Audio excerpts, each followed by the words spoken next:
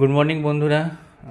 কালকে সারা রাত মানে রাত 3টে পর্যন্ত কান্নাকাটি করছিল, কারণ আমরা টেম্পারেচার সেট করে রেখেছিলাম 27-28, কিন্তু ফ্যান চলছিল। ফ্যানের জন্য মানে শুধু একটাই ওই ব্যাপারটা জড়ানো না ছিল। না না না অ্যাকচুয়াল ব্যাপারটা হচ্ছে কালকে দুটো ভ্যাকসিন হয়েছে, ফার্স্ট বুস্টার ডোজ পেয়েছে। তো এই ভ্যাকসিনটাই একটু জ্বর আসে, বাচ্চারা কান্নাকাটি করে, অতটাও আমার বেবি জ্বালায়নি।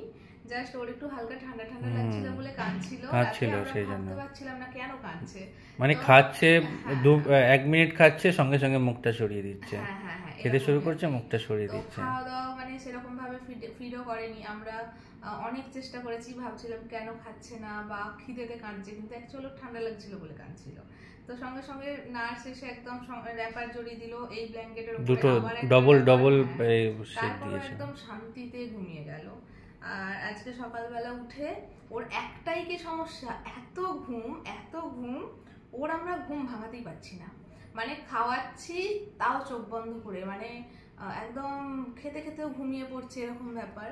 তো প্রথম প্রথম ডক্টর বলেইছেন যে 22 ঘন্টা তো মানে মিনিমাম ঘুমাবেই, 24 ঘন্টা হলেও ভয় পাওয়ার কোনো দরকার নেই।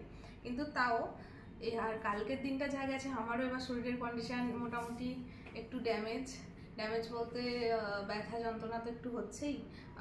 তো সার্জারি এত বড় একটা। আর কালকে আমাকে প্রথম হাঁটিয়েছে, আজকেও হাঁটাচলা করেছি, ওয়াশরুম যাচ্ছি বা এমনি নর্মাল ওয়াকিং চলছে। তো এখন টিফিন দিয়ে যাবে, এখনও টিফিন দেয়নি, এখন মোটামুটি 8টার কাছাকাছি বাজে। তো এবার দেখা যাক, পরের ব্লগে দেখাচ্ছি যে আজকে টিফিন কি দিচ্ছে।